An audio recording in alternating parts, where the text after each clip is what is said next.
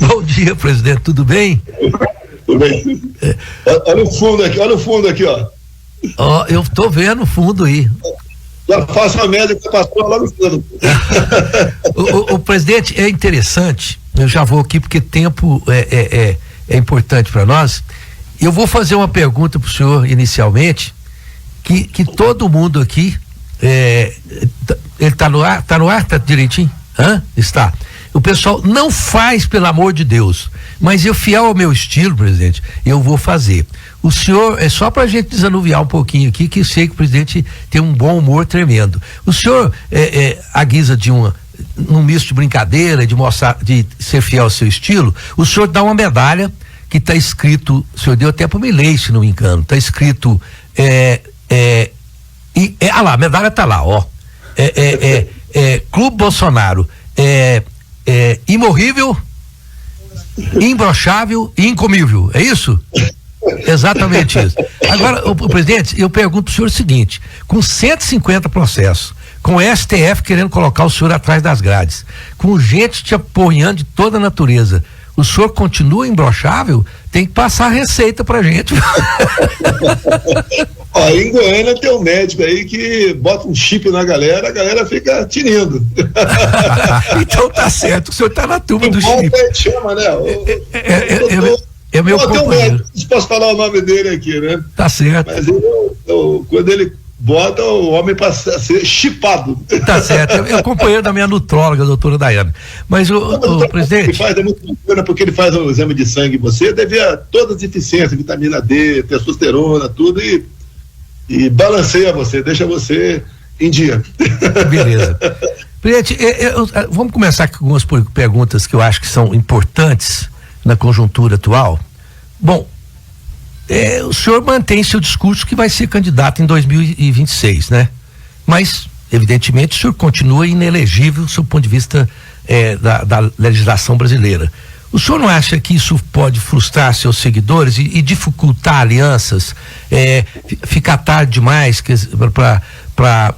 se o senhor não conseguir reverter isso? Quer dizer, qual que seria o plano B se isso não pudesse ser revertido? Rosenwald, eu te acuso agora de ter um dos integrantes do roubo do Banco Central. O que tu acha disso? Se eu pudesse usar o dinheiro, pelo menos, mas eu ficaria muito chateado, porque tem uma motivos da minha inelegibilidade. Dois, né?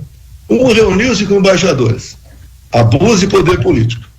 Abuso de poder político, você tem que ter algum ganho político em cima disso. Ganha algum voto em cima disso? E lá eu discuti um inquérito chamado, tem o número 1361, que apurou possível fraude na minha eleição de 2018. Então, quando eu ganho, pode ter inquérito para apurar possível fraude. Quando nós perdemos em 22 e peticionamos o TSE, não pode. Você leva uma multa de 22 milhões e tem ameaça de cadeia, inclusive. A outra inelegibilidade, abuso de poder econômico. 7 de setembro em Brasília, uma festa aqui, né? Não adianta você convidar o povo vai se tiver vontade de ir. 7 de setembro, um feriadão, o pessoal prefere ficar em casa. Bem, acabou o desfile, deixei minha faixa lá com alguém e fui ali pro parte central da esplanada ali. Eu nunca vi tanta gente na minha vida. Alguns dias tinha 1 milhão de pessoas, fotografias são fantásticas. Daí, acusação no TSE, abuso de poder econômico. Eu não usei estrutura do 7 de setembro para convocar ninguém. O carro de som que eu subi é do Silas Malafaia. Essas duas inelegibilidades, que não foi dinheiro na cueca, não foi desviar dinheiro da Petrobras, não foi mensalão, isso para mim é uma negação à democracia. O que as ditaduras fazem pelo mundo, né? As pseudo-ditaduras, aí os tiranetes, igual na Venezuela. Torna inelegíveis os concorrentes. Lá era Maria Corina e o tal de Capriles. Inelegíveis por 15 anos cada um. Qual a acusação? Atos atentatórios à democracia.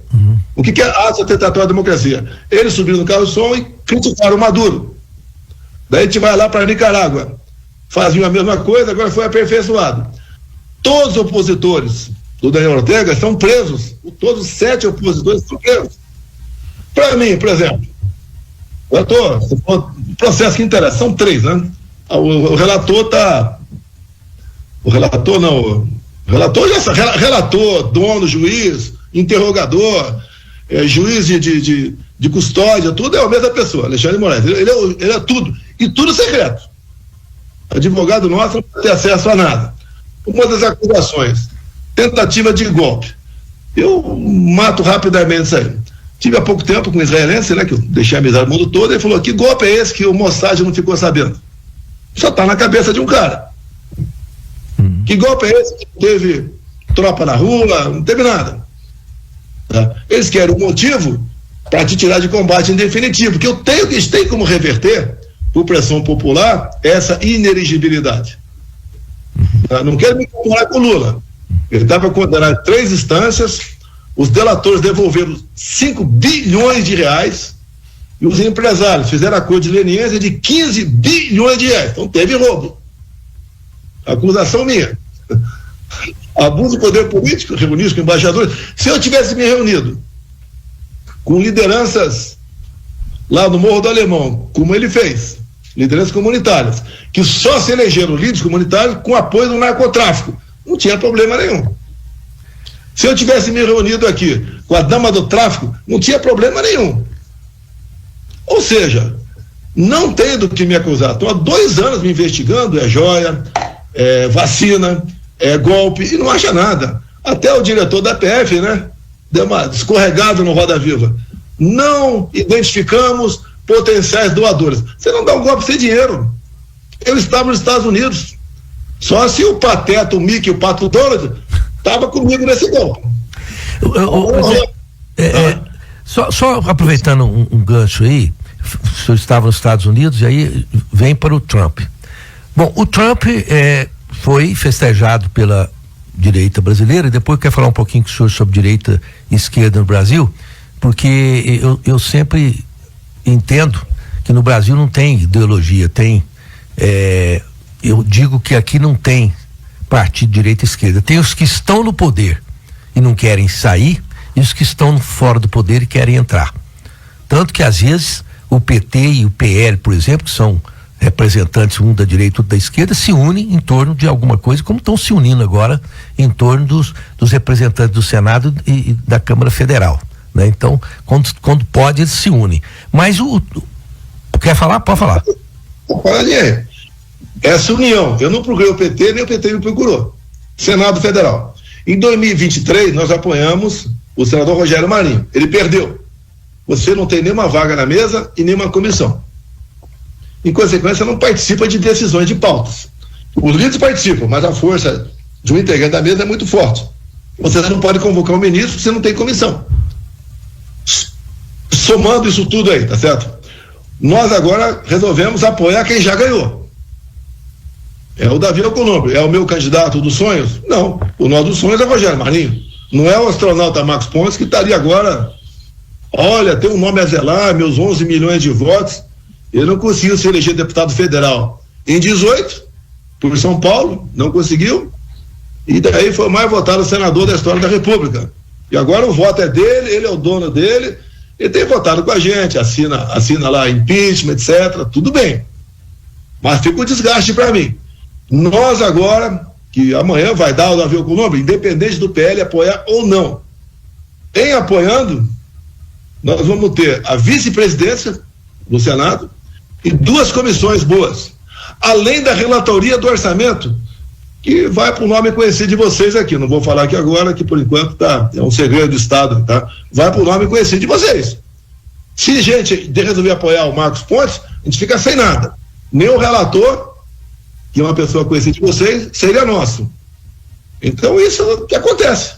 Você pode ver, entrevista o Marcos Pontes, daí fala-se sobre o Davi Alcolumbre, daí o entrevistador fala para o Marcos Pontes, e o Bolsonaro mesmo assim está apoiando o Alcolumbre, daí ele faz aquela cara, sabe como é que é, né? Eu sou limpinho.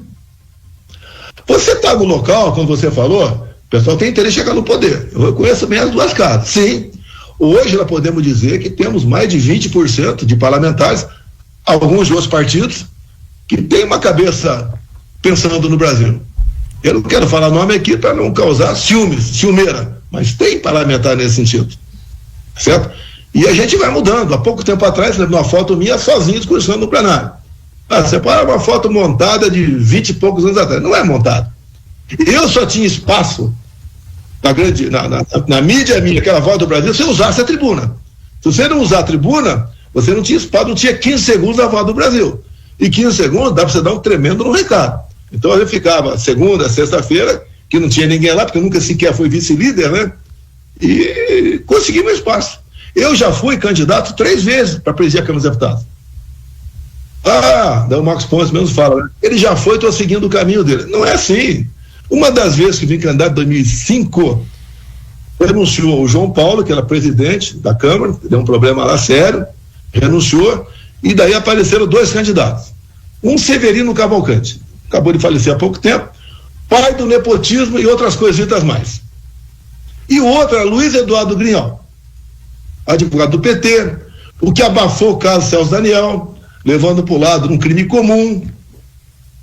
Ele sabe que não foi.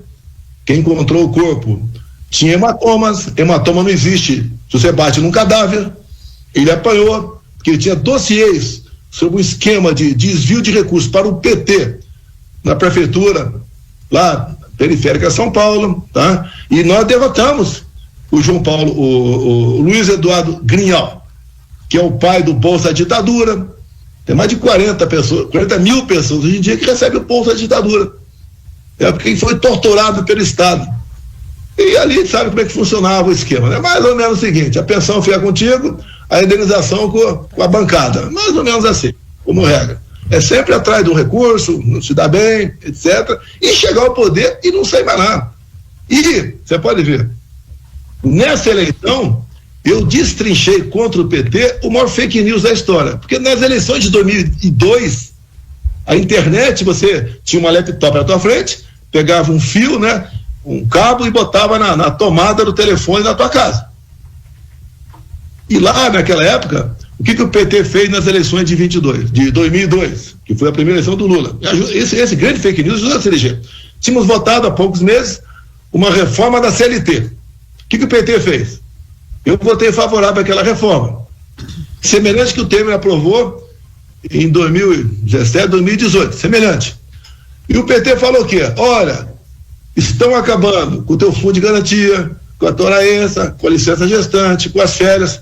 Você não pode acabar com isso. Está no artigo 7º da Constituição, tido com cláusula pétrea, não pode ser mudado. Mas na cabeça do povo, eu, Jair Bolsonaro, entre tantos outros que votaram na reforma trabalhista, passaram a ser como carrascos do direito trabalhista. Nas eleições de 22, o PT fez a mesma coisa comigo novamente.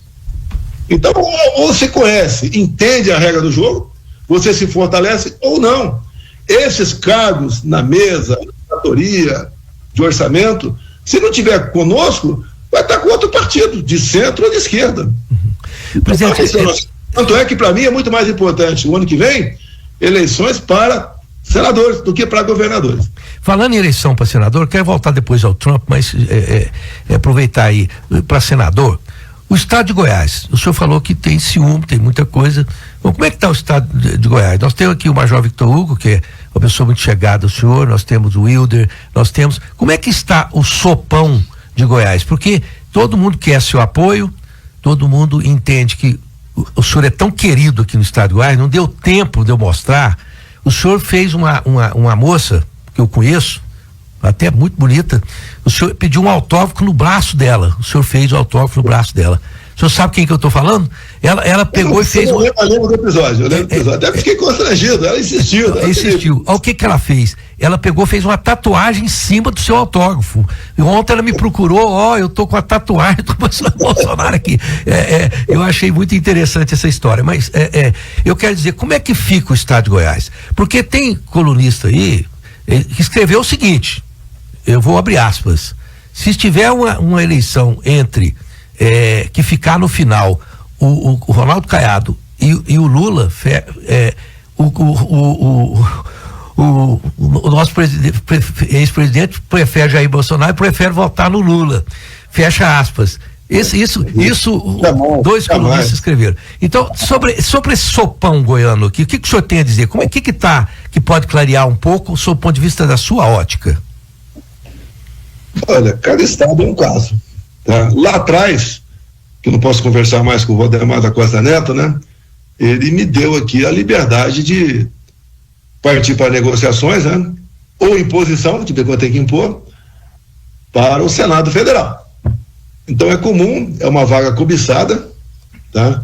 Nós temos 26 estados mais o Distrito Federal, são 2 vagas o ano que vem, são 54 total, e tem gente que quer levar para um amigo, outros interesses, né? Tem gente que quer indicar um bom candidato, e quando há um choque, eu entro no meio. Eu não quero impor um nome aí, mas se aparecer um nome, que eu faço uma análise aqui, que não convém com aquilo que nós queremos, não vai ser esse cara, não adianta a executiva estadual de estado nenhum decidir por tal nome que a palavra final vai partir, não é ditadura da minha parte, a gente vai buscar aí um nome, não é de consenso apenas, né? É um nome que vem chegando, não mude. Por exemplo, quando eu no PSL, em 2018, elegemos 50 e poucos deputados, 30% foi lá fazer outros negócios, fazer oposição a mim. Tanto é, nomes famosos não foram reeleitos. Agora, fizemos 99 deputados. Tem também 15% de trailinha ali, que vota com o PT. O orçamento, em grande parte, é impositivo. Daí o cara vota com o PT e troca de carguinho, no Denox e outros mais por aí. E quando vota com o PT, você pode ver, quando chegar para valer a reforma tributária, o pessoal vai cair para trás. Vai cair para trás. Porque é um negócio que não nos interessa. Tudo que vem do PT você tem que desconfiar. Mas, presidente, isso não seria uma forma improdutiva de fazer política? Quer dizer, tudo que vier de um partido não presta, tudo que vem do PL não presta, tudo que vem do PT não presta, porque, evidentemente, que todos os partidos, de uma forma ou de outra, contribuem, num dado momento, para uma coisa positiva para o país. Essa coisa radical, presidente, não seria improdutiva para a nação? Quer dizer, não seria o caso de votar quando o senhor está na presidência da direita, responsavelmente, o que for bom, o PT vota e vice-versa? Essa posição não é improdutiva para o país? Não tem como você esperar algo diferente de um partido cujo DNA é o poder pelo poder. Eu sou radical contra o PT. PCdoB, PSOL, vamos lá. Alguém é favorável à ideologia de gênero? Alguém é favorável a não combater a criminalidade? Alguém é favorável a não ter propriedade privada, como o PT faz? Alguém em Goiás aí é favorável ao MST, que leva insegurança e terror ao campo? Eu sei que muita gente não é favorável, mas a grande parte da população é favorável, por exemplo, a porte e posse de arma de fogo. Tanto é que no meu governo caiu quase 1/3 o número de mortes por arma de fogo, talvez em função disso também. Por que levamos paz ao campo? Nós titulamos 420 mil propriedades. Junto com o parlamento, tivemos aí a posse de arma de fogo com o porte estendido para todo o perímetro da sua propriedade. O cara fica inibido de entrar na fazenda sabendo que o fazendeiro está lá com o seu trator, com o seu cavalo armado. Antes de mim, o apoio do parlamento, tivemos, obviamente, né? Nós conseguimos dar esse porte para o homem do campo, que só podia usar na sua fazenda a arma dentro da sua casa. Olha a nova política desse governo que está aí. Relativizou a propriedade privada. A propriedade privada é sagrada. Alguém é favorável, esse governo, por exemplo, dizer que o Hamas não é um grupo terrorista? Dá para ser amigo desses caras?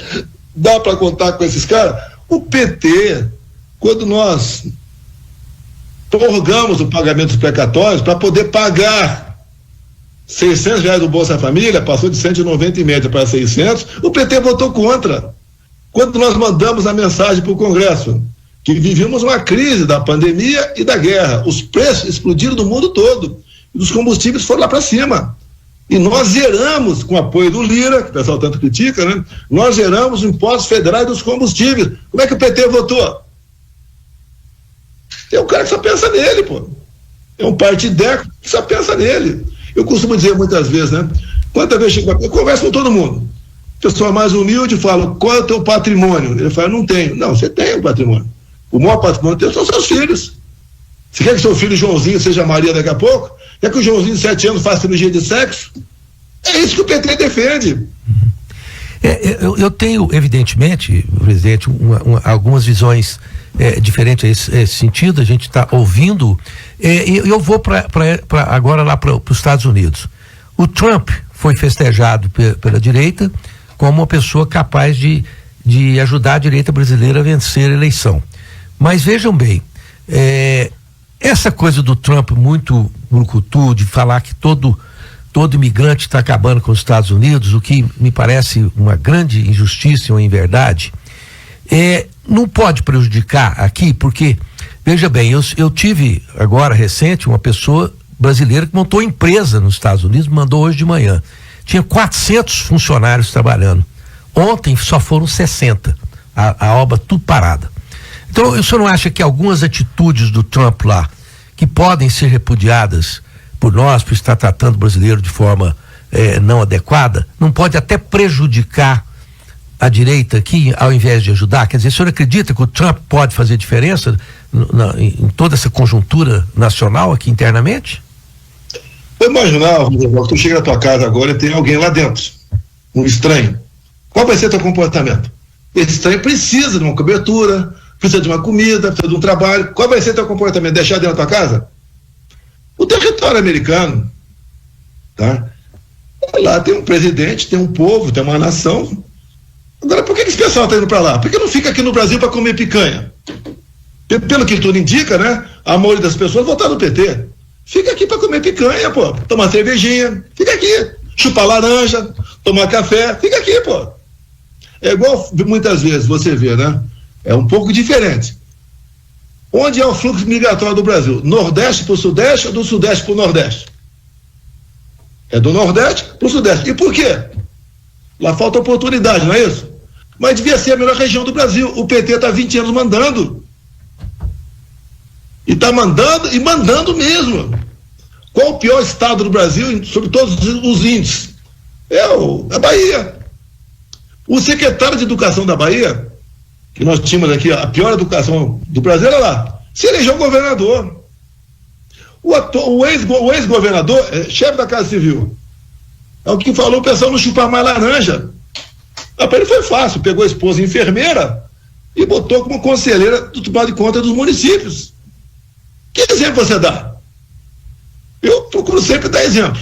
Lógico, posso falhar, eu procuro dar exemplo. Tá certo? E a gente vai... O Brasil, apesar da pandemia, da guerra lá fora, da crise hídrica de 21, Brumadinho em janeiro de 19, nós sobrevivemos a tudo isso. E olha, vê com a direção, depois não sei quem manda na rádio aí, que tem um programa comigo para discutir um relatório de 600 páginas, né? Tem mais aqui, quase 600 páginas, sobre a Covid. O Trump está sendo radical no tocante à Covid. Ele botou como secretário de saúde o Kennedy, que era crítico da vacina e crítico lá do tal de Fauci, que fez uma lambança por ocasião da pandemia. Tanta lambança fez que o Biden deu uma anistia preventiva para ele. Tá certo? Então, às vezes as pessoas falam que não sei porque o povo gosta de você. Gosta de mim porque eu sou autêntico. Palavrão, de vez em quando eu falo, estou evitando, de vez em quando eu falo palavrão, tá? Mas por ser autêntico, falar a verdade. Eu estou muito feliz com as minhas posições na pandemia. Não só o relatório americano, como do Reino Unido agora outro, mostrando o que foi a pandemia. Um negócio.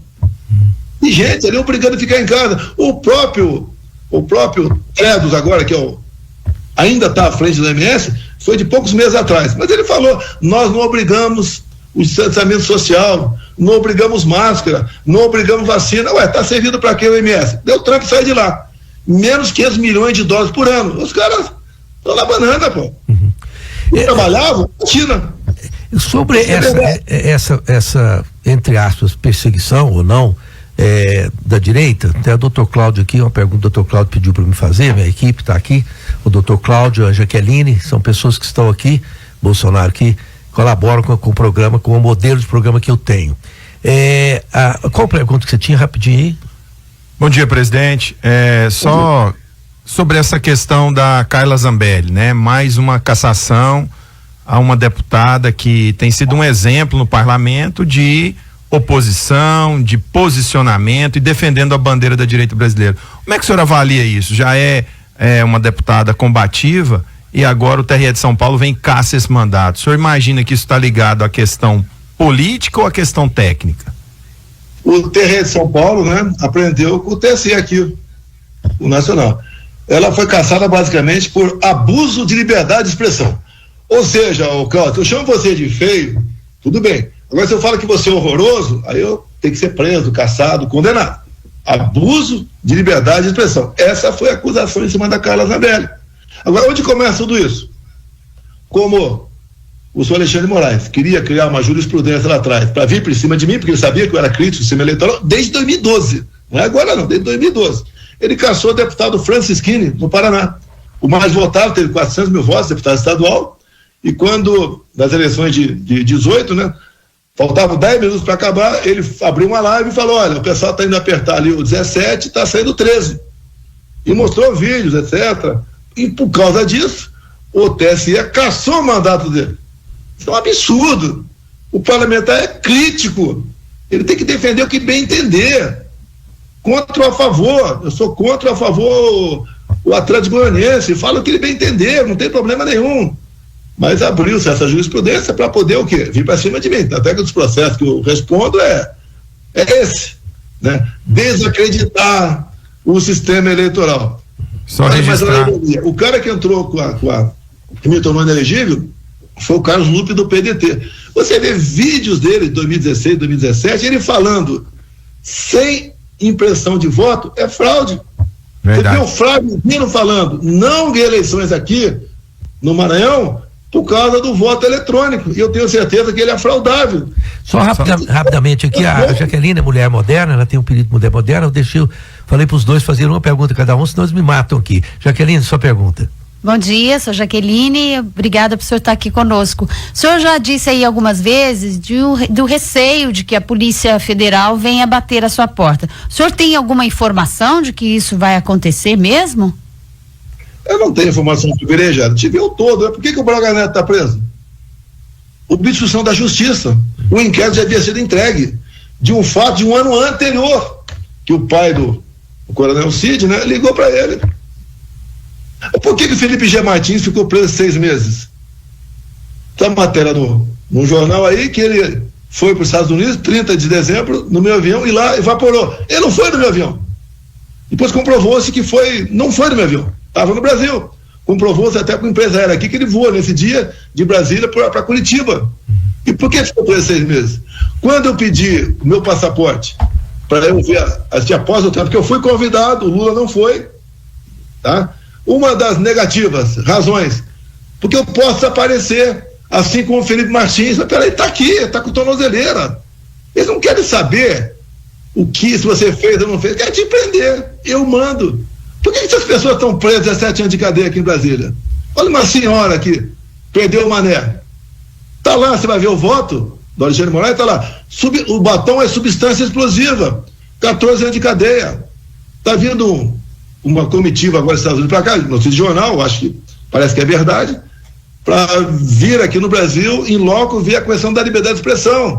Mandei uma mensagem, por ter um grupo de deputados, senadores muito grande, mais de 100, mandei uma mensagem para eles sobre a notícia, né, que a gente espera que seja verdade, eu acho que é, para o pessoal se preparar para mostrar, por exemplo, o que é a liberdade de expressão aqui no Brasil. Você pode ser preso, você pode ver, um assunto palpitante, vai botar vocês em xeque, um assunto palpitante. Agora, vocês discutirem, vocês podem até alguém ser preso aí. Discutir urna eletrônica, vacina, alguém pode ser preso, não tem mais liberdade de expressão. O deputado, aqui, como jornalista, tem imunidade. O deputado pode falar um caso grave agora, sem dizer a origem, a sua fonte daquele caso. E são vocês, em parte, porque tem jornalista, como você sabe o nome, né? O Paulo Figueiredo, entre outros, estão nos Estados Unidos. Eu tenho que pedindo vai liberar aí a conta dele para pagar o tratamento de câncer, que ele descobriu agora câncer nos Estados Unidos. Essa é a democracia? Eu tenho que dar um depoimento, presidente, que eu aqui, na 98,7, Rosenval Ferreira, eu falo o que eu quero, tenho rapado o pau em quem eu acho tem criticado Alexandre de Moraes. Eu tenho criticado, presidente, que às vezes tem aí amigos meus, até um ex-senador, muito meu amigo, Demóstenes Torres, que eu falo aqui, grande figura que o senhor conhece, fala para mim, olha, você toma cuidado e tal, mas nunca fui criticado nem censurado nem pela rede, nem por ninguém. Eu estou dando um depoimento particular meu. Eu acho que agora eu passo a perguntar, falando de imprensa, presidente, por que o senhor acha, sempre sob sua visão, o senhor é muito popular, é interessante no Brasil, que um presidente atualmente inelegível, um presidente que foi massacrado pela imprensa, e isso é fácil de perceber que o foi, ele é muito querido em todo lugar que vai. E o nosso atual presidente, me parece que nem tanto. Mas eu pergunto, por que o senhor acha que a imprensa, de uma forma mais generalística, alguns grandes veículos, tem esse azedume com o senhor? Qual que é o motivo? Por que isso poderia mudar? O senhor acha que isso é verdade? E por que isso acontece? Qual a sua visão sobre isso? Vamos lá. Tá pegando mais fogo na Amazônia que no meu tempo. Cadê a grande mídia? O ano passado morreram mais Yanomamis do que no meu tempo. Cadê a grande mídia? Tá? A gente vê até o Leonardo DiCaprio, né? Vivia falando aqui sobre questão ambiental no Brasil, incêndio. Na Califórnia, o incêndio varreu a casa dele e sua coleção de carros. Prejuízo, na ordem de 600 milhões de reais. Eu não vi o lado dele, mas fica perturbando a gente aqui. Aí a Thunberg, sei que é o nome da mulher lá. Cadê essa menina? Comigo era uma coisa diferente. Comigo você vê um futebol na TV Globo, né? Tinha o placar das mortes de Covid. Cadê o placar de morte da dengue agora? Só o ano passado morreu mais gente de dengue no Brasil do que nos últimos 8 anos. Pega o governo Bolsonaro e Temer. Por que não se fala nada? Ou seja, é um negócio conduzido. Agora, o que eu fiz? A gente fala em corrupção, né? Corrupção tem que entender um pouco mais. Você pega o Porto de Santos no Rio. Eu peguei com prejuízo anual de 500 milhões. E entregamos com lucro de 500 milhões. Para onde ia esse 1 bilhão de reais? Uma coisa importante. A gente vai fazer agora a COP 30, né? A COP 30 aqui no Brasil. Então, por exemplo, o negócio é bacana aqui. A COP 30 no Brasil. Quando eu me elegi, seria a COP 25 no Brasil. Eu cancelei. Primeiro que isso é uma palhaçada de COP aí. Ele está contra o meio ambiente. Não estou contra o meio ambiente, não. Não. Mas é um grupo de elite do mundo que vai fazer um piquenique nesse momento e o preço é alto para a gente aqui. É altíssimo para a gente aqui. Tá? Então, não aceitei. Agora está vindo a COP 30. Por exemplo, Itaipu Binacional.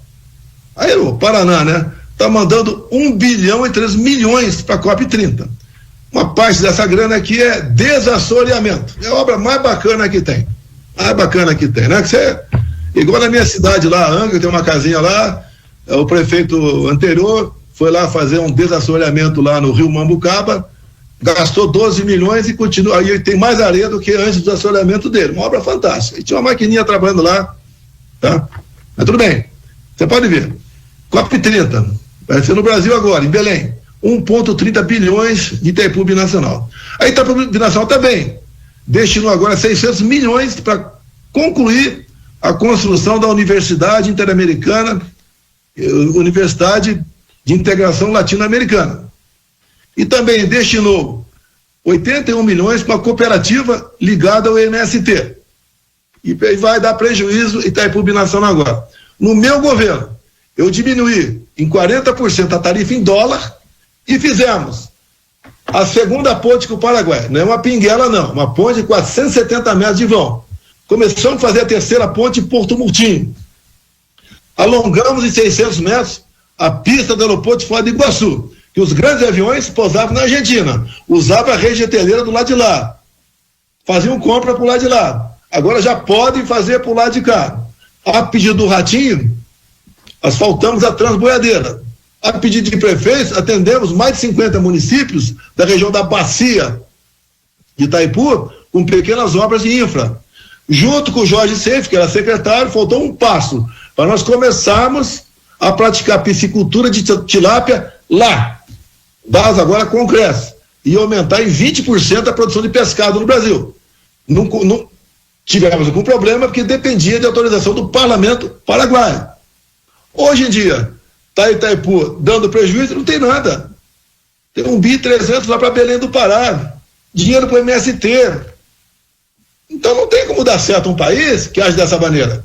Agora, essa grana toda, antes de mim, que ia para algum lugar, alguém metia a mão. E por que Itaipu Binacional é uma empresa que está no radar da nata daqueles que não querem o bem do Brasil?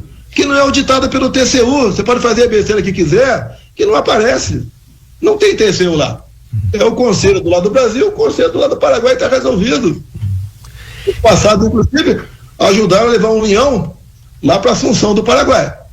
Tudo bem.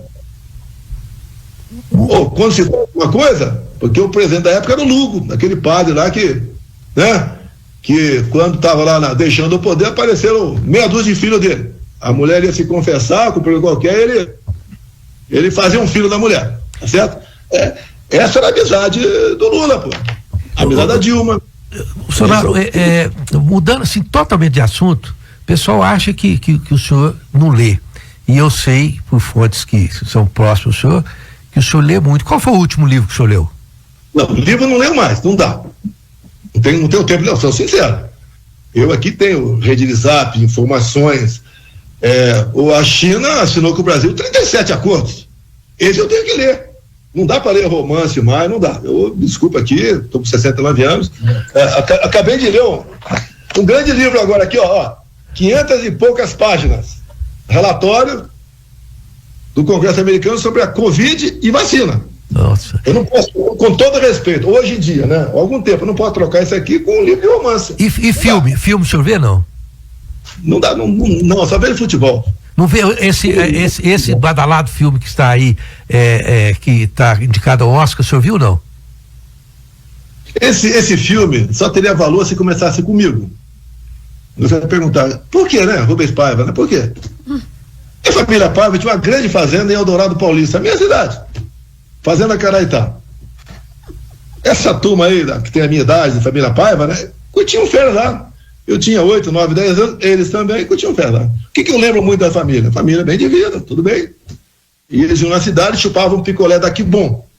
E daí jogavam o palito fora. Nós íamos atrás para ver se o palito tinha uma marca de ferro ali pra gente tomar outro picolé. Agora, a Fazenda Caraitá era vizinha da Fazenda Palmital, onde o Lamarca botou uma base de guerrilha. Em 8 de maio de 70, quando o Lamarca, final da tarde, passou pela cidade, pequeníssima cidade de Eldorado Paulista, teve um tiroteio lá. Eu estava entrando na escola. Eu fui lá ver, depois 6 soldados, não era PM, era Força Pública, feridos, mas uma mulher levou um tiro na coxa. Depois, ele embreou uma fuga para uma estrada vicinal e conseguiu capturar o tenente Alberto Mendes Júnior, 23 anos de idade, e executou a coronhadas. O tenente Alberto Mendes Júnior, lá no Vale do Ribeira. Então essa história tem que começar comigo, pô. Daí eu acredito. Contar a história de ditadura militar, o regime militar, tudo bem, mas fale os dois lados. Teve excesso? Teve excesso. Esse pessoal que nós anistiamos em 79, estava na fronteira da Newark, servindo nessa época, né? Anistiou gente que estava com a mão suja de sangue. E até hoje eles brigam para que a anistia vale apenas para eles, não para o outro lado. Igual a gente luta agora para a anistia desse pessoal que está preso aqui, condenado de 14 a 17 anos de cadeia. Pessoas condenadas com uma Bíblia embaixo do braço e uma bandeira nas costas. E a gente vê imagens de gente quebrando a presidência, o Congresso, sem ninguém lá dentro. Quando o pessoal chegou, já estava tudo quebrado. As imagens, por que não são mostradas? Porque o Flávio Dino não sumiu com as imagens. Mas o golpe lá do Bolsonaro, por que ele não mostra as imagens? Mostra tudo. Vocês lembram quando houve o 8 de janeiro? Mostrava a imagem de um moleque magrinho, uma camisa Bolsonaro, derrubando o relógio e tentando com o extintor de incêndio quebrar ali uma câmera. E falaram que não tinha mais imagem. Por coincidência, né? Por coincidência, pouco tempo depois, apareceu Lula a primeira vez defendendo o padrão Juan. Ou seja, ele quer esquecer o padrão dólar, e fazer o Juan negociar pelo BRICS. 3 dias depois, a TV CNN mostrou outras imagens do G. Dias, pro general G. Dias, que não foi indiciado, não foi nada, passeando entre terríveis terroristas, golpistas. Então, você pode fazer uma comparação com o recente, tem quase 5 dias, o editorial do Jornal Estado de São Paulo. Quer dizer, a grande mídia vai perdendo a paciência também. O que diz o editorial? Tá certo? Que o PT acabou. Sobra para o PT a farsa da defesa da democracia. Como outro editorial de 2 meses atrás do Estado de São Paulo, mais ou menos o seguinte: o que diz o editorial? PT, um partido popular sem povo. É um goleador sem bola. A verdade está aparecendo. O que o senhor diria hoje, se encontrasse com o Lula frente a frente?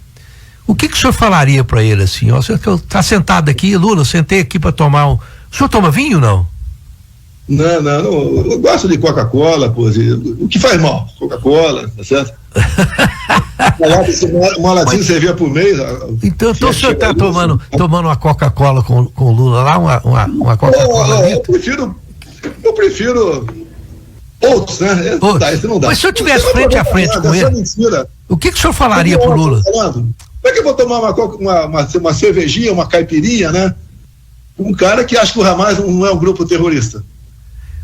Um cara que não respeita a propriedade privada, não respeita o agronegócio, diz que o agro é fascista. Um cara que disse 5 dias antes das eleições do Trump que o Trump, caso ganhasse, seria a volta do fascismo e do nazismo. Espera o que desse cara? Voltando rapidamente. A ditadura do mundo todo. Que em 2009 foi lá no Irã, ao lado da Ahmadinejad, defender que ele pudesse enriquecer urânio acima de 20% para fins pacíficos. E o Ahmadinejad dizendo o tempo todo: vou varrer Israel do mapa. Quem vai conversar com um cara desse? Um cara que fala números, ele confessa. Eu saía e dizia: no Brasil tem 30 milhões de pessoas, de crianças abandonadas. Esse que espera o quê? Não perder tempo. Perder tempo com um cara desse? É distância. Agora, na campanha, eu arrastei multidões. Ele não arrastou ninguém. Voltando aqui para Goiás rapidamente. Bom, o senhor conhece todos os senadores por Goiás, né? Bom, o Wilder, será que pode fazer uma composição para governador pelo PL em 2026 com o PMDB, com o MDB do Daniel Vilela? É possível isso? Não pode competir. O resto fica à vontade. Se tiver interesse do Caiado, do Wilder, da minha parte, sem problema nenhum. O que o senhor acha dos senadores goianos, assim, nominalmente falando? Não vou, eu posso falar do Wilder, me dou muito bem com ele, do PL, né? Os outros aí não vou criticar, nem tá? Eu não tenho problema, tá certo? Pra alguém achar problema comigo, tem que fazer força. Eu costumo me obrigar, tá certo? Eu acho que quando olha, um limite fica mais, daí a gente dá uns coices aí, tudo bem. Eu sei que o senhor... Agora, o ano que vem, nós temos aí 54 vagas para o Senado. Eu tenho conversado com muita gente, eu acho que o nosso partido, juntamente com outros, né? O próprio PSD, PP, PR, Republicano, dá para a gente fazer uns 44. O que eu quero é um Senado forte. Não quero um Senado para perseguir ninguém. Como fazem, não é o Senado, como o governo federal faz comigo, juntamente com parte do Poder Judiciário. Eu quero um Senado forte. Você pode ver, eu não sei quem foi do PT, que acabou de dizer, sem regular as mídias, nós perdemos as eleições de 26. Ou seja, eles contam com a mídia tradicional. Pagando aí PIX, né? Comigo, por que não dava dinheiro para a imprensa? Muito pouco. Porque eu tinha teto de gasto. Eu vou cortar da onde? Vou cortar aquilo que é menos importante para o povo. E me dei mal também por causa disso, mas fiz a minha parte. Tá certo? E não é maldade com a imprensa, não. Agora, a imprensa, no meu entender, como regra, tinha que ter obrigação de mostrar a verdade, né? E não o tempo todo fustigar alguém para favorecer o outro lado. Não dá para entender. Um cara condenado em 3 instâncias, tira o cara da cadeia, descondena, porque se tiver 2 condenações na lei da ficha limpa, não podia disputar eleições, e depois é presidente sem comício, sem nada. Eu fiz lá uma moto, entre tantas, né? Motocicleta de São Paulo, em média 200 mil motocicletas. E assim era no Brasil todo, inclusive no Nordeste. E acontece isso tudo? Alguma coisa aconteceu. E nós sabemos aqui, mas para evitar problemas, né? brevemente isso aí estará exposto na minha defesa, que vai ter que ser mostrado aí, sem retaliações. Bom, para encerrar aqui, eu sei que o senhor tem tempo. Pode continuar, pô. Dando audiência em frente, pô. O que o senhor, na presidência hoje, se fosse presidente, não faria, que fez? O que o senhor evitaria fazer que errou no seu governo passado? Tem um relacionamento, né? Quando acaba, infelizmente, por culpa de um lado ou do outro, você procura melhorar o próximo. Eu, por exemplo, eu teria os ministros palacianos mais políticos do que técnicos. Por aí. Conversaria mais com a imprensa, né? Se bem que não dá para você fazer um levantamento entre as minhas conversas com parlamentares, 50 vezes mais eu converso com o parlamentar do que o Lula. Tá? Outra coisa é que eu tenho dito, se eu vier candidato, eu venho candidato, se vão me caçar, não sei. Tá? E vocês, o povo, me der 50% no Senado da Câmara, eu resolvo os problemas do Brasil. Você pode, quando o Trump ganhou no discurso dele agora, né, na posse, entre outras coisas, ele falou perfurar. O americano, ele foi por 4 linhas do Trump. Uma linha, ele foi para o quê? Desregulamentação. Eu aqui no Brasil revoguei 5 mil normas regulamentadoras. O Trump falou que ia desburocratizar. Eu tornei o governo brasileiro o segundo país mais digital do mundo. O Trump falou, vou reduzir impostos, inclusive de ricos. Eu zerei os impostos federais de combustíveis, botei um teto no ICMS dos combustíveis. Reduzi 1/3, 4 mil produtos de IPI. E outra que ele falou, choque de energia. Ele vai perfurar agora, em reserva indígena, que tem pouca lá, mas vai perfurar, e vai também contornar a questão ambiental, que é essa psicose, né? Quase que no mundo todo, que o Brasil não é diferente.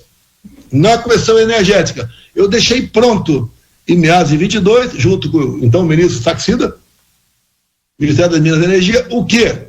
Eólicas offshore na costa do Nordeste. São aquelas torres do catavento no mar. Produzir energia, o equivalente a 50 Itaipus. Nós pegamos a legislação sobre minerais estratégicos, como urânio, e resolvemos essa questão. Hoje se pode extrair urânio, por exemplo, de Santa Quitéria, Ceará. Então nós fizemos tudo isso. O americano, lógico, eu não vou dizer que o Lula diz, né? Se ele sobretaxar lá, eu sobretaxo aqui. Ô, cara pálida, ô, bobão, ô, bebum, o PIB do cara é 14% maior do que o nosso. Você tem um graveto aqui, tem uma espada pro lado de lá. Não somos iguais, não. Você tem que conversar com os caras. Eu aqui, de imediato, sairia do BRICS. O BRICS virou um local aqui de encontro de ditaduras. E cada vez mais, nós estamos vendo aqui, tá? Esse BRICS crescer pro lado mal, pô. Você vê, BRICS é Brasil, Rússia, Índia, China e África do Sul.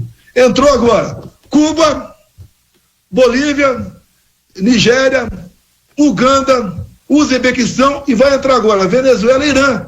Quer fazer o que nesse grupo? E o Trump falou, se tentar mudar o padrão dólar, eu vou sobretaxar vocês em 100%. Em 100%, todo mundo vai sofrer aqui. Todos, sem exceção. É isso que o PT faz. E diziam que tinha uma péssima política externa. Por que a minha política externa foi boa? Primeiro porque eu dei liberdade para os ministros. Agronegócio, agricultura. A Tereza Cristina foi uma gigante, só fez o que ela fez porque eu dei liberdade para ela. Hoje em dia, você pega um ministro qualquer, tá, ministro? O secretariado, cada um partido. Você vai num banco oficial, tá lá o presidente do banco de um partido, diretoria, um de cada partido. Não tem como dar certo. É igual você, o Neymar no teu time é bom, eu quero do meu time. Mas se botar para jogar no gol, não vai jogar nada. Cada um no seu lugar. Você tinha, como por exemplo, quantas vezes do cercadinho eu ligar pro Tarcísio, tem uma pessoa aqui, tá no Viva Voz, tinha 50 pessoas lá, vai falar de um problema aqui do município dela. O Tarcísio fala, essa BR tal, tá sendo feito, vai ser feito, e resolveu o assunto. Se você ligar hoje pro ministro qualquer do Lula, primeiro você não conhece. Eu duvido você do povo, senta aí e escreva 3 nomes de ministro, você não sabe. É igual quando o time teu não tá jogando nada, né? Você não sabe o nome de ninguém. Quando tá bem, você sabe o nome dos caras. Então não tem como dar certo. E eu fiz uma coisa que ninguém fez. Não negociei ministério, bancos oficiais estatais. Por isso, a estatal dava lucro e agora está dando prejuízo. Se for para falar dos Correios aqui, tu cai para trás. Pessoal do Correio, vocês já pagam um extra da Previdência de vocês, que é o postal, né? Vai ter outro extra agora. E vocês acabaram de perder, em definitivo, o 13º. Por quê? Roubalheira no fundo de pensão. O que os caras fazem? Faziam lá atrás. Correios, por exemplo. Comprar papéis de empresas venezuelanas. Daí o avião da Força Aérea lá, não sei o que o cara ia fazer, e voltava para cá. Uma das vezes, um avião desse foi para Cuba. Na volta, parou em Caracas, no tempo do Chaves. Ministro Celso Amorim. Chegou a polícia lá do Chaves, tirou todo mundo do avião da Força Aérea e fizeram uma revista lá, com umas malas na mão e foram embora. Esse é o Brasil desses caras. Agora, presidente, ninguém está preocupado com o povo. Nós temos um problema sério no Brasil, seríssimo, de violência. O Caiado, aqui em Goiás, conseguiu um feito notável, porque Goiás se sobressai como um estado onde a violência foi contida ao máximo. Tem solução, o senhor como presidente da República sabe da violência do Rio de Janeiro? Nós temos parte expressiva do território nacional comandada por bandido, quer dizer, tem lugar que tem que pedir licença para o bandido para entrar. Na Bahia o negócio está pegando fogo, quer dizer, tem gente mandando em territórios nacionais que são maiores do que alguns países da Europa. O senhor acha que isso tem solução? Porque isso vem se arrastando governo após governo e me parece que chegou num ponto que ninguém apresenta uma solução. O senhor acha que isso tem solução? Se tiver, como? Tem solução. Tá? Quando eu falava em 4 linhas, muita gente criticava, né? Não, tem que sair, velho. Tá aí como? Fazer o que como? Tá? Você pode ver, El Salvador era uma desgraça, um dos países mais violentos do mundo. Lá eleições são de 2 anos. Hoje tem para presidente, daqui a 2 anos para parlamento, mais 2 anos presidente. E o Bukele foi eleito presidente e pegou um congresso esquisito pela frente. Tudo que ele fazia, né, conseguia dura pena fazer, a Suprema Corte dele dizia que era inconstitucional. O que ele falou? Para as eleições agora, se eles me derem 60%, eu resolvo. Deram 80%. Ele resolveu. Ele lá tá roubando galinha, cana. Não tem papo, pô. Tá? Botou a Suprema Corte dele, que era uma Suprema Corte esquisita que tinha lá, e resolveu o problema. Se você quiser resolver o problema, achando que vai dar caldo de galinha pro vagabundo, que ele vai entender que não pode fazer maldade, que não pode estuprar, que não pode roubar celular para tomar cervejinha, você não vai conseguir chegar a lugar nenhum. Dá para resolver? Dá. Eu vim do candidato. Se o povo me der, não vou nem falar em 60%, 50% eu resolvo. Hoje eu sei melhor o que tem que ser feito e onde estão os gargalos. Não, só no papo eu vou resolver, não vai. O Caiado, não vou discutir o Caiado, faz realmente um bom trabalho aí, até que ele foi reeleito, o povo gosta dele, etc. Tá? E ele, eu não sei como é que é o Ministério Público aí no Estado, quando você pega um MP de esquerda, que é comum, você não faz nada. O cara fica o tempo todo em cima de você. Talvez o chefe do MP seja uma pessoa mais razoável, então você tem facilidade. Não posso negar a qualidade da Polícia Militar aí de Goiás também. Até eu tenho um sobrinho, filho do irmão meu, que é tenente da Polícia Militar de Goiás. Eu converso com ele de vez em quando. Tá? E ele fala o que acontece aí. Realmente eles têm orgulho da Polícia Militar. Tá? E o governador faz seu trabalho, paga os caras bem. Tem talvez menos problemas que o Ministério Público e consegue crescer. Agora, é um estado com pequena densidade demográfica. Não dá para comparar com o Rio de Janeiro. Rio de Janeiro, pior ainda. O ministro Supremo resolveu criar áreas de exclusão lá por ocasião da pandemia. Então, a Polícia Militar não podia fazer batida. Então, o que aconteceu, acontece ainda até hoje. Você não pode fazer batida no Rio de Janeiro. É igual que tinha filme Cowboy no passado, onde o pessoal assaltava lá um banco e cavalgava correndo para o México. Chegou no México, tá safo. Aqui, a maior concentração de bandido no mundo todo, do Brasil todo, tá lá no Rio de Janeiro. Entra nas comunidades, faz seu bunker lá, piscina, tudo, sauna, e fica lá de calção, e a Polícia Militar não pode entrar. Dá para combater a violência assim? Não dá. Quem decidiu isso? Lamentavelmente, o ministro do Supremo Tribunal Federal, como por exemplo, vou dizer para vocês, o estado de Goiás, né, um estado rural em grande parte. No dia seguinte, no segundo turno das eleições de 22, o ministro Supremo resolveu relativizar a propriedade privada. Você que tem a propriedade privada invadida, 10 anos depois, você consegue transitar em julgado, vai ser feita a reintegração de posse, vai ter que passar para uma comissão composta por gente de esquerda, indicada pelo PT, para saber se vai ser cumprida ou não a reintegração de posse. Como é que você vai trabalhar assim? Eu não sei até, eu fico vendo, né? O cara chama o agro de fascista. Eu vejo os caras do agro, pô, com todos esses problemas, ainda continuam plantando. A taxa, como é que tá a taxa de juros agora? Aumentou 1% ontem. Como é que tá? Como é que eles vão? E o que podia ajudar o agro? Primeiro, não atrapalhando. A multagem no campo diminuiu em 80%, que era uma máfia, um negócio. Quando eu cheguei, queriam botar 500 vagas, abrir 500 vagas para o IBAMA, não abrir concurso. Falei o porquê, não quero falar publicamente aqui, falei o porquê não abrir concurso. Nós demos o pós-estendido, demos 420 mil novos títulos de propriedade, provisório e definitivo. Via CAC, o pessoal do campo comprou armas também. Alguém viu o MST trabalhando, né? Trabalhando pelo Brasil? Não viu.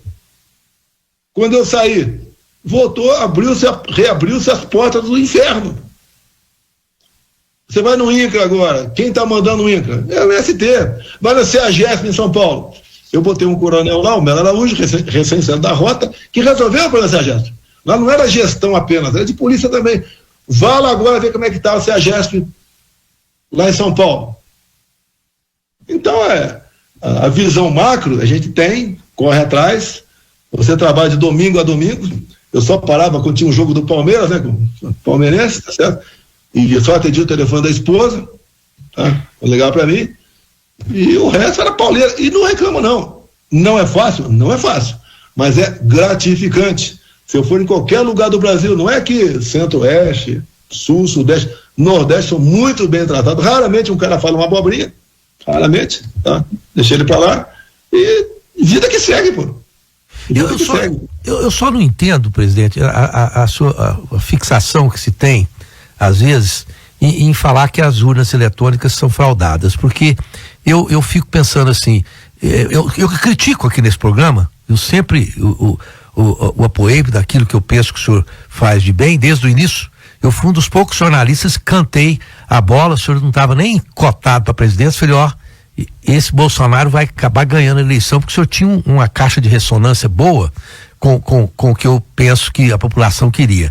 Mas assim, uma urna que elege Tarcísio, que o elegeu no passado, elegeu seus filhos, que elegeu todo tipo de espectro ideológico, não pode ser fraudada apenas no momento que se perde a eleição. Eu acho que neste ponto, é um ponto que eu tenho criticado o senhor aqui nesse programa, eu acho que errou a mão, porque por que seria a urna fraudada só quando o senhor perdeu a eleição ou teve problema? Quer dizer, a urna eletrônica hoje que serve e se viu para elegê-lo, quer dizer, se o senhor for candidato novamente, o senhor vai achar que a urna eletrônica não funciona? Eu acho que essa parte aí me parece um pouco teoria da conspiração sem nenhum sentido exato de alguma coisa verossímil, né? O senhor não vê assim não? O senhor acha certo ficar criticando a urna? Rosenval, vou fazer um pedido para você. Via Lei de Acesso à Informação, peça lá no TSE e para a Polícia Federal cópia do inquérito 1361 de novembro de 2018. Eu não vou falar o que está lá dentro, que eu falaria em 1 minuto, porque eu posso ser preso aqui na frente. Tá começando a responder. Outra coisa, eu acredito na máquina, não sou obrigado a acreditar no programador. Outra, não é, vamos supor que queiram fraudar a urna, vamos supor, a urna é perfeita, né? Bangladesh e Butão estão vibrando com a nossa urna. E nós queremos hoje uma urna venezuelana aqui, porque permitiu identificar a fraude na eleição do Edmundo lá na Venezuela. Tá? Bem, então o que acontece? Se você quiser fraudar, você vai fraudar a todo mundo. É complicado o negócio. Você não quer falar para o deputado, por exemplo. Como é que você vai fraudar para um deputado se num bairro tal ele tem 50% dos votos, de repente vai ter 1%? E a presidência é a cereja do bolo. O Aécio Neves duvidou das eleições de 2014. Foi feita uma auditoria externa. Conclusão da auditoria externa: as urnas são inauditáveis. No que custava? Nós aprovamos, eu brigo pelo voto impresso desde 2012. Uma emenda minha, nós conseguimos aprovar numa reforma eleitoral, tá? A Dilma vetou, nós derrubamos o veto na Câmara e no Senado, o TSE começou a preparar essas urnas que existem no Paraguai e que existem na Venezuela, atualmente. E daí, alguém resolveu questionar, e o Supremo Tribunal Federal, por 8-3, falou que era inconstitucional. Porque eu voto no papel, e o papel não fica na tua mão. Cai numa urna do lado, ali você não tem contato com o papel. Ela botava em risco a segurança das eleições. Olha o argumento. O que é a segurança das eleições? O Rosenthal vai votar, a maquininha lá engripa, né?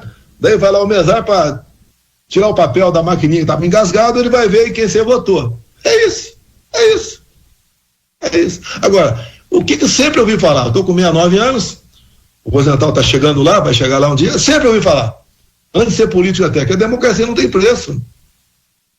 Se você pode botar uma camada mais de proteção para evitar suspeita, por que você não faz? Por que você, quando discute esse assunto com mais profundidade, você corre o risco de ser preso? Você pode se tornar inelegível hoje, Rosenthal? Me responda aí. Se eu posso? Acho que não, né? Porque eu não sou afiliado a nenhum partido, né? Por que o Luciano Hang foi dado inelegibilidade do Luciano Hang um tempo atrás? Ele não era candidato a nada. Pintou lá empresários golpistas, um grupinho reservado, que eles falavam lá, coisa legal e abobrinha, que é comum. De repente, acharam que ali era uma célula que o pessoal ia ajudar a dar um golpe um dia. O Luciano Hang tinha 10 milhões de seguidores, me apoiava. O objetivo foi tirar o Luciano Hang de combate, dar um recado para demais empresários. Olha, quem apoiar o Bolsonaro vai entrar no inquérito. 17 anos de cadeia. Um dos empresários, na matéria lá de abobrinha lá, deu um emoji. Foi indiciado. Essa é a insegurança que a gente vive. Se as urnas são tão boas assim, por que, após a minha reunião com embaixadores, esse inquérito 1361 foi classificado como confidencial? Mostra o inquérito. Quer ver uma coisa? Vale a pena aqui. A terceira busca e apreensão que eu sofri, a PF foi na sede do TL aqui em Brasília. Aqui.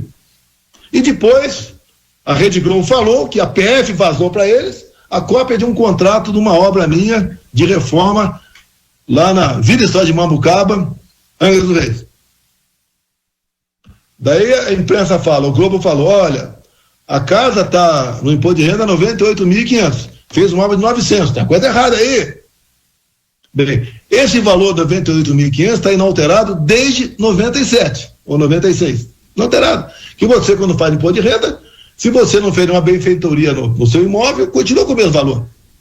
Eu declarei no imposto de renda essa obra. Eu paguei em Pix. Aí agora perguntou para mim se o piso tinha botar na cozinha. Eu falei, não é obra pública não tem licitação. Tem que dar satisfação a você.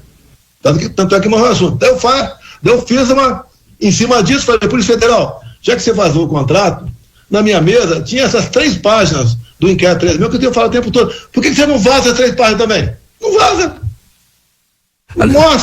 Mostra essas 3 páginas que, Rosenthal, você vai ter dúvida de mais nada. Isso é uma democracia, você abrir o corpo, né? E dissecar ali, pô.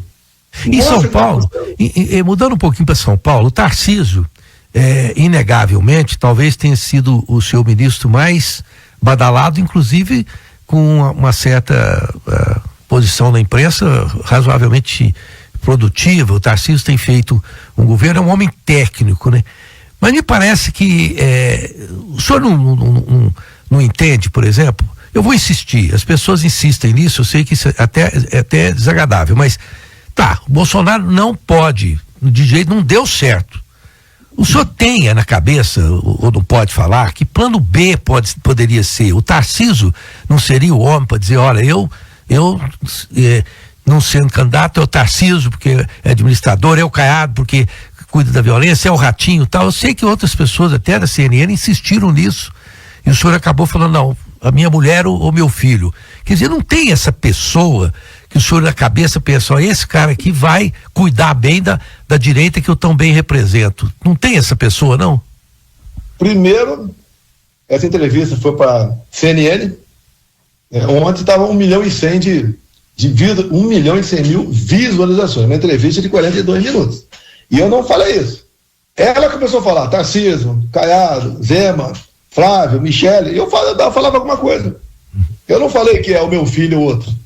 E você matou a charada. Eu tenho o plano B. Vou te falar agora, de primeira mão. Plano B, Bolsonaro. Ok? Olha, eu não ser candidato é uma negação à democracia. Por que eu estou inelegível? É que eu falei para você, né? Você foi acusado de roubar o Banco Central. Você vai falar, até o Bolsonaro tá de porra, tá maluco. É a mesma coisa. Por que eu estou inelegível? O Zé Dirceu está elegível. E cometendo crimes, desvios, dinheiro devolvido pelos acusados da delação premiada. O que tem, meu? Reuniu-se com embaixadores. Não me reuni com traficantes do Morro do Alemão, não. No 7 de setembro, falou pro povo do lado do palanque, o povo estava lá, pô. Acabou o 7 de setembro, acabou. Ou o 7 de setembro vai durar o dia todo. Esse foi o argumento? Se não fosse esse, seria outro. Cuspiu no chão, jogou um chiclete na rua, seria outro motivo. Eu brinquei agora, aqui por que você bronca em cima de mim? O pessoal que faturava por fora na corrupção 1 bilhão por ano no Porto de Santos, que é o fora. O pessoal que mamava, Interpol Nacional, que é o fora. O pessoal que mamava no fundo de pensões, como por exemplo o Postales, que é o mais exposto, que é o fora. Quero voltar até a harmonia em Brasília. Eu não persegui ninguém. Eu não usei a PF para nada. A PF bateu o recorde de apreensão de drogas, de arma ilegal, junto com a PRF. Tá? Fizeram o seu trabalho, pô. Agora, realmente, eu não sou interessante em Brasília. Vocês sabem que o próximo passo meu é pegar os precatórios. O que é precatório? Pô, bom, muitos não sabem, né? É dívida judicial que a União tem. Vou falar um caso, CEAGESP, o que era comum acontecer lá, quando nós chegamos lá. Aquele grupinho de advogados, escritóriozinho num canto, fica lá de olho, lá na CEAGESP. Daí pintou um problema qualquer, o cara está com ação na justiça e pede 5 milhões de reais. O corpo jurídico, lá da CEAGESP, pede prazo. A CEAGESP paga 5 milhões. Precatórios. Vou parar por aqui. Tem coisas bilionárias. Então esse pessoal todo que olha isso aí, poxa, esse cara vai acabar com a gente. Eu não persegui ninguém. Teve problema sério ali, tá?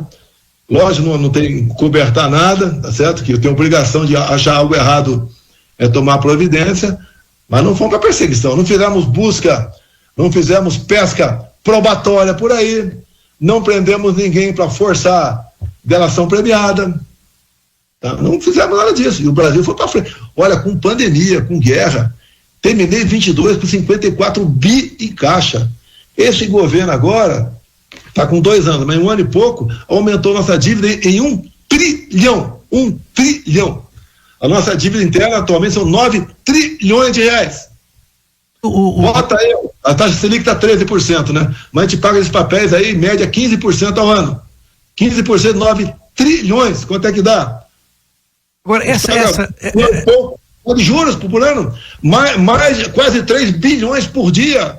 Não tem como ir para frente esse país. Dá para resolver? Eu tenho alternativa para isso aí. Quando eu falo, me deem 50% da Câmara do Senado, que eu vou, por exemplo, eu vou tirar a energia elétrica do Vale do Rio Cotinga e Roraima. E vou agregar valor naquela tabela periódica que está embaixo da terra. Agora, eu vou, por exemplo, resolver esse entrave no Brasil. Vocês não viram demarcar uma só terra indígena, um só quilombola. Eu dei paz pro campo.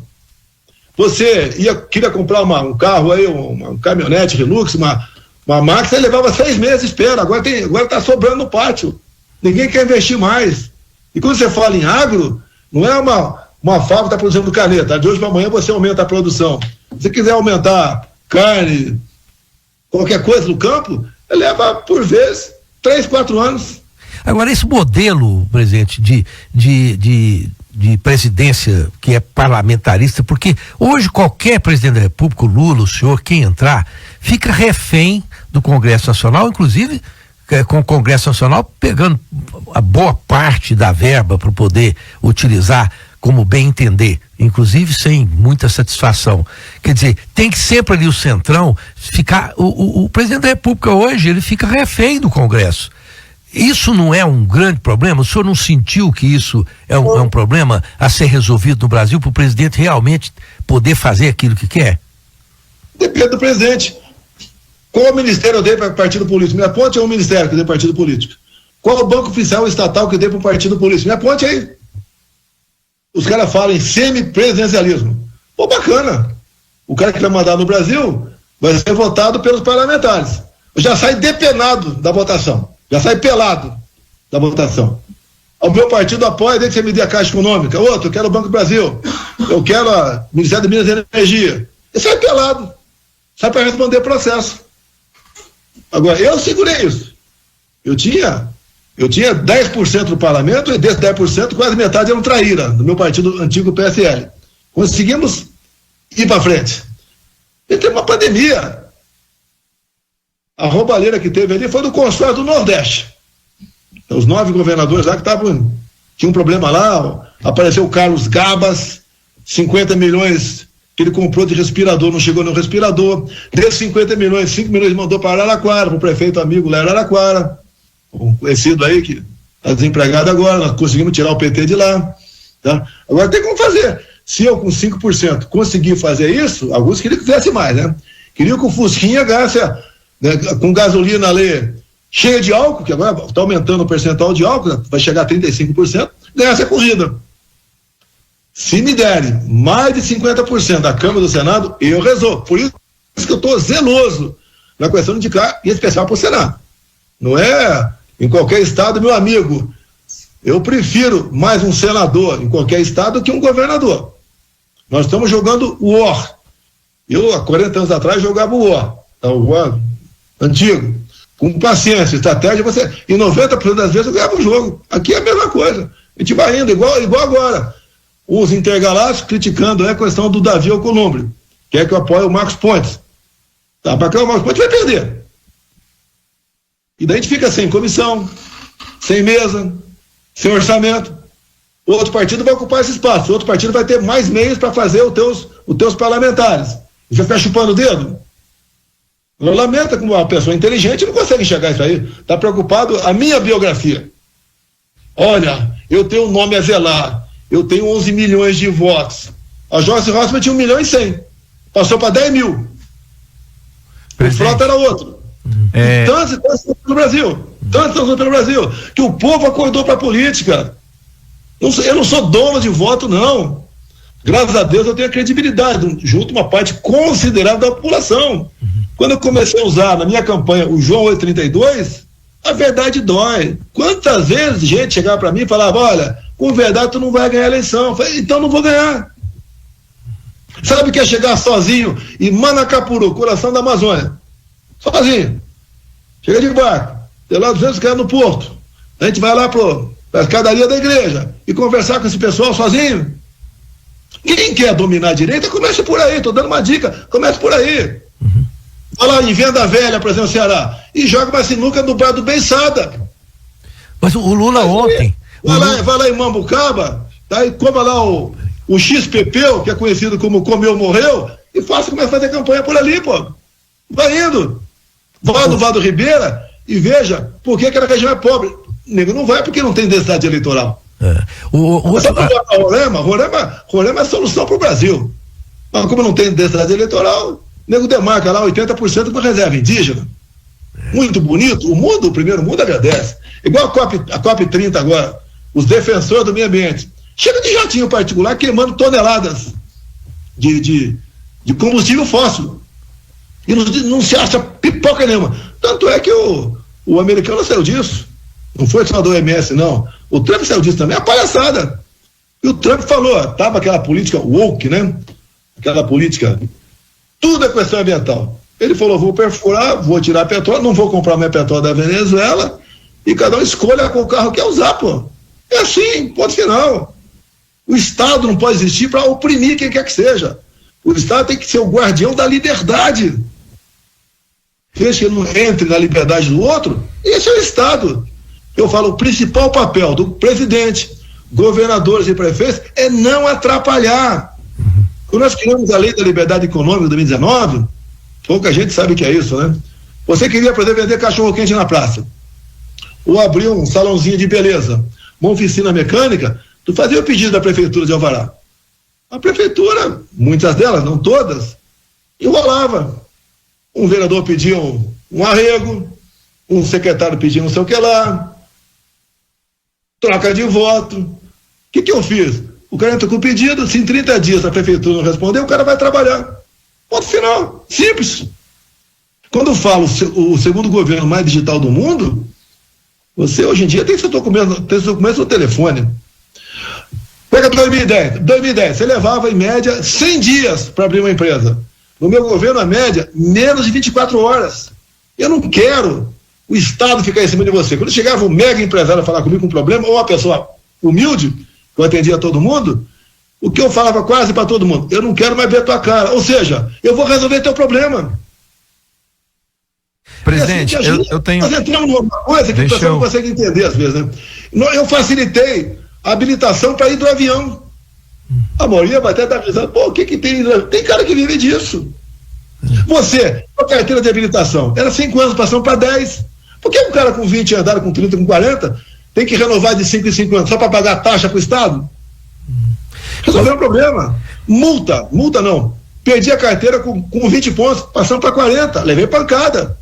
Agora um cara que é taxista, Uber, caminhoneiro, motor de ônibus, para perder 20 pontos era fácil. Passando para 40. Reduzir os radares eletrônicos. Olha a Rio Santos aí. Não sei se tem alguém lá do Rio de Janeiro assistindo a gente. Olha a Rio Santos. Acabamos com os pardais ali. Voltaram agora. Que é negócio. Um negócio bacana. Multa. E o cara só bota pardal, não é onde pode haver um acidente. Onde tem uma descida e um retão. É exatamente pegar o cara ali. Ainda quer botar o radar inteligente, né? Aquele que mede a velocidade e o tempo entre 2 pontos para multar. Não adianta você andar 110, 120, que não tem lá demais andar nessa velocidade em muitos trechos do Brasil, mas como a rodovia é de 80, tu vai ser multado. E se passar de 40%, a multa vai lá para cima. O doutor Cláudio... Então, muita gente quer o executivo para atrapalhar a vida dos outros. O doutor Cláudio tem uma penúltima pergunta aqui, rapidinho, vamos lá. Presidente, 2 pontos. Orçamento impositivo.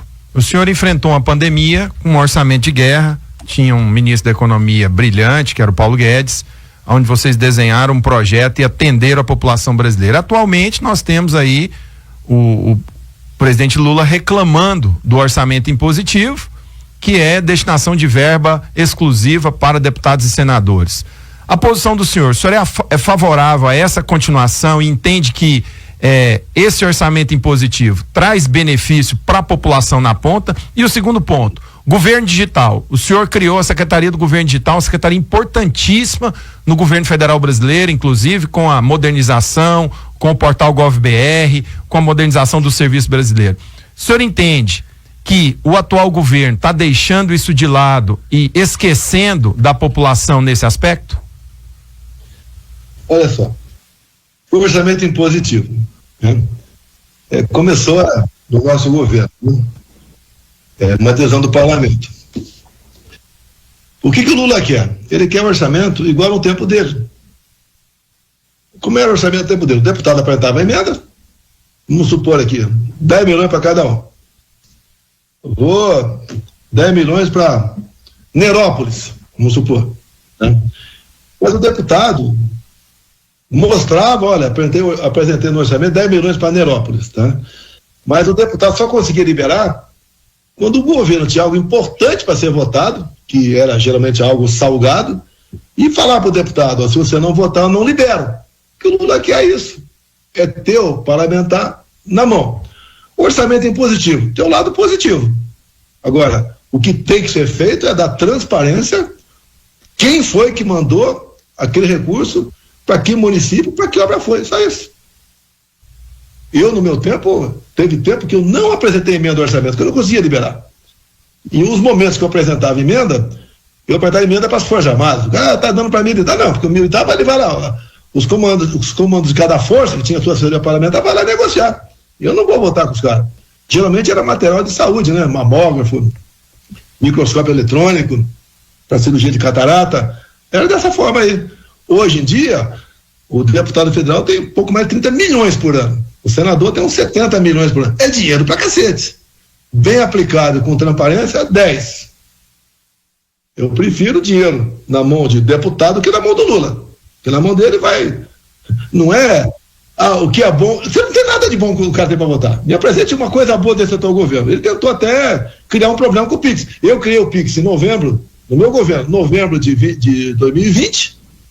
Tá lá o Pix, sem qualquer taxa. E ele começou a preparar fazer algo no Pix. Porque se você der uma gulgada aí, você vai ver que por dia, contando domingo, se movimenta 100 bilhões de reais.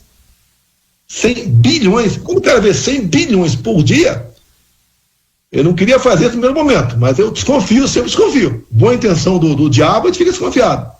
Lá atrás a CPMF era 0,38%. Imagine bota 0,20%. É metade, né? Metade. Quanto que dá por dia? 200 milhões de reais? Por mês, 6 bilhões?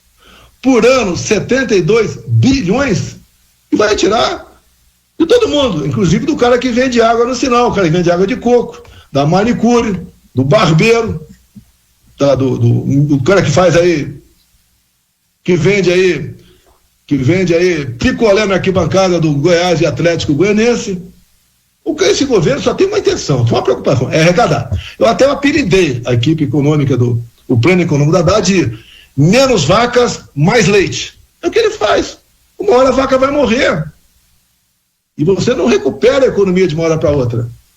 O dólar caiu um pouco agora, o governo continua vendendo dólar, vendendo reserva nossa, para manter o dólar ali agora um pouco abaixo de R$100. Eu não quero um mal para o povo, para falar que a direita vai voltar agora e o povo se dando mal até o final de 26. Não quero isso. Agora não dá para confiar nesse cara. O meu partido, eu orientei, na época ela podia conversar com o Valdemar, tinha contato, obviamente, com os nossos líderes da Câmara, do Senado, e indicamos um voto contra a reforma tributária, como o Caiado aí também trabalhou contra a reforma tributária. Depois ele taxou aí aeronaves e embarcações, outra história. Isso é para vocês resolverem com ele e com a bancada de deputados estaduais, tá certo?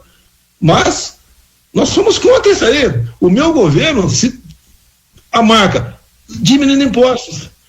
E acredite, diminuindo impostos e arrecadando mais. É o que nós fizemos, então os números estão aí. Agora, dá para resolver o problema do Brasil? Dá. Repito, me dê 50% da Câmara do Senado, que eu resolvo. Meio estilo Bukele, lá em El Salvador. Porque nós não podemos deixar de explorar energia elétrica, né? Lá do Vale do Rio Cotingo, na Raposa Serra do Sol. Tem locais aí que a estrada está vindo, daí tem 50 quilômetros para passar dentro de uma reserva indígena.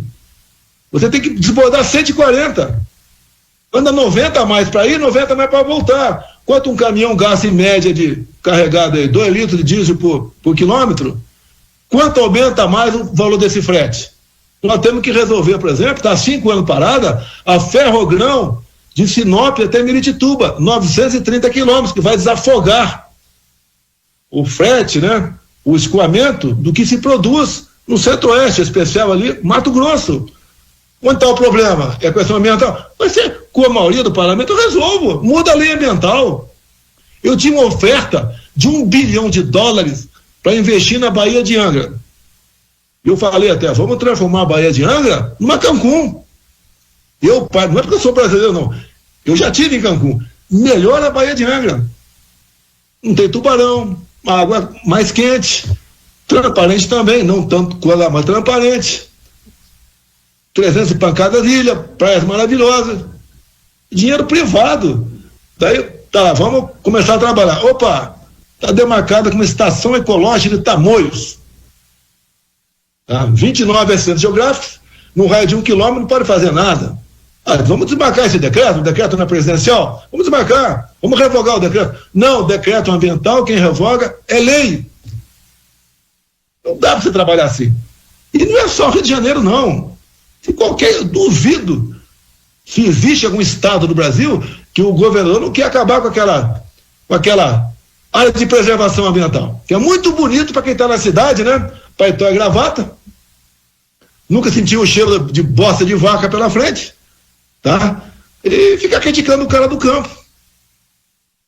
Se o campo parar, a cidade morre. Se fizer o contrário, a cidade ressurge. Tá? O campo não pode parar. Você pode ficar sem um montão de coisa. Não pode ficar sem ter algo para botar para dentro da barriga. E por que existe tanta reserva indígena no Brasil? 14% demarcada com terra indígena. Pressão de fora. Eu lembro 92, eu estava no Congresso, o presidente do Brasil foi para os Estados Unidos, buscar lá recursos, FMI, e voltou para cá com uma contrapartida, demarcar a reserva em Yanomami. 2 vezes o tamanho do Rio de Janeiro, na época, se estimava 9 mil indígenas. 9 mil, qualquer bairro de Goiânia tem 9 mil pessoas. Imagine 2 vezes Rio de Janeiro. É pelo índio, não é pelo indígena. O cara pisa no pescoço da mãe quando tem interesse, pô, passa por cima de tudo. Mas o mote é esse. Parabéns, Donald Trump. Acabou com dinheiro para a ONG aqui no Brasil. O pessoal vai ter que se virar agora, que não é só para encher o bolso deles. Trabalham contra o Brasil o tempo todo. É questão ambiental, é questão de família, essa agenda que nem aguenta mais. Isso pesou nos Estados Unidos. O povo lá que está na nossa frente, não pode negar isso daí, né? Lá, ó, primeiro mundo, tá? Cansou dessa historinha de cota, de agenda woke e de coitadinho disso, coitadinho daquilo. O Trump botou lá uns 8 bilionários no seu ministério, que chama secretariado lá.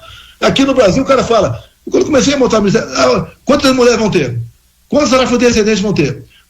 Quantos LGBT vão ter? Eu falei, pô, não quero saber se vai ter tudo afrodescendente, tudo LGBT. É cara que resolve o problema. Com o meu ministério resolvia. Você falou Tarcísio. Você podia falar até o Marcos Pontes, baita do ministro. Como senador, tá dando uma rateada lá. Mas como ministro, 10 para ele. É o Jorge Seif, secretário da Pesca. É o Frias, na cultura, o Mário Frias. É o Rogério Marinho, no desenvolvimento regional. É gente que funcionava, que tinha iniciativa. Esse sim tinha um nome a zelar. Não é o que são atualmente grande parte que estão aí. Olha, muito obrigado. O senhor tem o nosso respeito, o carinho aqui da emissora 98,7 FM, por falar conosco tão abertamente. E fiel ao meu estilo, só uma pergunta final, que aqui estão querendo saber o que o senhor vai fazer quando sua beleza acabar. A minha beleza? Eu respondo para essas pessoas: não cuide das suas cataratas. Então, quando for aí, eu vou te levar, se me permite, pessoalmente uma medalha, tá ok? Tá certo. Se essa medalha funcionar, Bolsonaro, eu quero comprar. Eu vou andar com uma meia dúzia delas aí, viu? Você tem tudo isso de amigo? Pra entregar? Isso.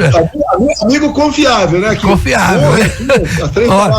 Eu acho que eles vão confiar mais em ir nos médicos, nos bons nutrólogos de Goiás, porque o senhor sabe que aqui nós temos bons profissionais e a vida é assim. Eu louvo a sua atitude em falar conosco abertamente.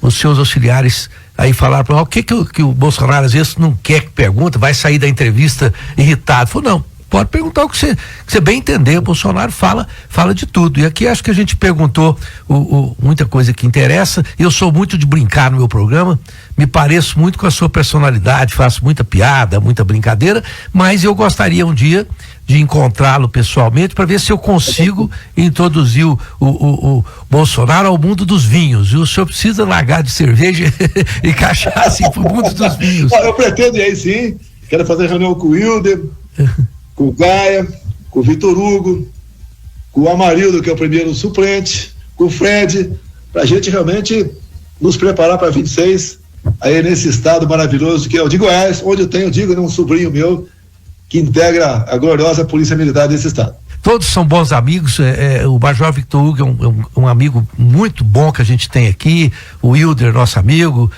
nós temos bons amigos em comum. Muito obrigado, presidente. Valeu, um abraço aí.